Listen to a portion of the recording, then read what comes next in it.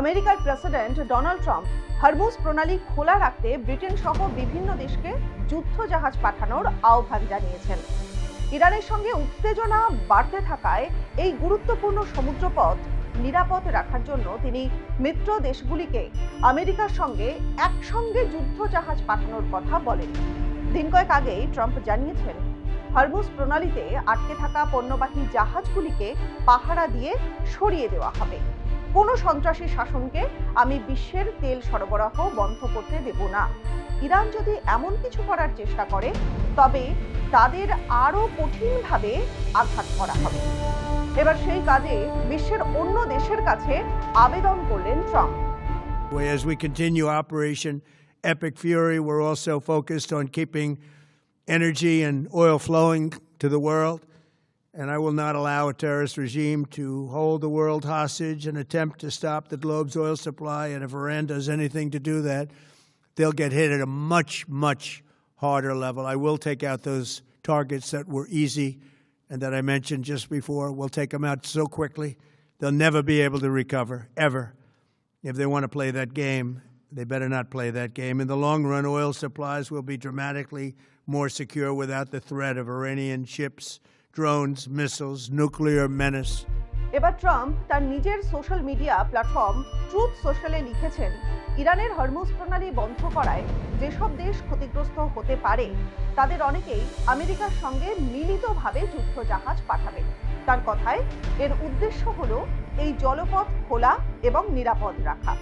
তিনি আরো লিখেছেন, তিনি আশা করেন চীন, ফ্রান্স, জাপান, দক্ষিণ কোরিয়া, ব্রিটেনের মতো যে সমস্ত দেশ ক্ষতিগ্রস্ত হচ্ছে তারা যুদ্ধ জাহাজ পাঠাবে। হরমুজ প্রণালী পারস্য উপসাগরকে ওমান উপসাগরের সঙ্গে যুক্ত করেছে। এটি বিশ্বের অন্যতম গুরুত্বপূর্ণ তেল পরিবহনের সমুদ্রপথ। প্রতিদিন প্রায় 2 কোটি ব্যারেল তেল এই পথ দিয়ে বিশ্ববাজারে পৌঁছায়, যা মোট আন্তর্জাতিক সরবরাহের প্রায় 1/5। প্রায় 2 সপ্তাহ আগে আমেরিকা এবং ইসরায়েল ইরানের বিভিন্ন স্থানে সামরিক হামলা শুরু করার পর থেকেই এই অঞ্চলে উত্তেজনা বেড়ে গিয়েছে। ওই সময়ের পর থেকেই হরমুজ প্রণালী দিয়ে যাওয়া একাধিক জাহাজের উপর হামলার খবর পাওয়া গিয়েছে। এর ফলে এই পথে বাণিজ্যিক জাহাজ চলাচল মারাত্মকভাবে ব্যাহত হয়েছে। এই পরিস্থিতির জেরে আন্তর্জাতিক বাজারে তেলের দামও বেড়েছে এবং বিশ্ব অর্থনীতি নিয়ে উদ্বেগ তৈরি হয়েছে। ট্রাম্প দাবি করেছেন, আমেরিকার হামলায় ইরানের সামরিক শক্তি কার্যত ধ্বংস হয়ে গিয়েছে। তবে তিনি জানান, তবুও ইরান এই সমুদ্রপথে জাহাজগুলিকে হুমকি দিতে পারে। এই নিয়ে ট্রাম্প লেখেন, আমরা ইরানের সামরিক সক্ষমতার 100% ধ্বংস করে দিয়েছি, কিন্তু তারা খুব সহজেই একটি ড্রোন পাঠাতে পারে, মাইন ফেলতে পারে বা কাছ থেকে ক্ষেপণাস্ত্র হামলা চালাতে পারে। তিনি আরো জানান, হরমুজ প্রণালী আবার সম্পূর্ণভাবে চালু করতে আমেরিকা সামরিক অভিযান চালিয়ে যাবে।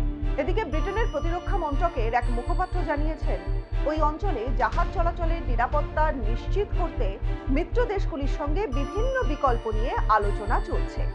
তিনি আরো বলেছেন, এই অঞ্চলে জাহাজ চলাচলের নিরাপত্তা নিশ্চিত করতে আমরা মিত্র ও অংশীদার দেশগুলির সঙ্গে বিভিন্ন সম্ভাব্য পদক্ষেপ করা নিয়ে আলোচনা করছি। আমরা নিশ্চিত করছি যে ইরানি সন্ত্রাসী শাসনের সামরিক সক্ষমতাগুলি কৌশলগতভাবে সরিয়ে দেওয়া হচ্ছে। Yeah, so we've been working hand in hand for months. All right, this isn't just the kind of operation where we're letting each other know what we're doing. We're working hand in hand. We're coordinating. Everyone knows what the other side is doing.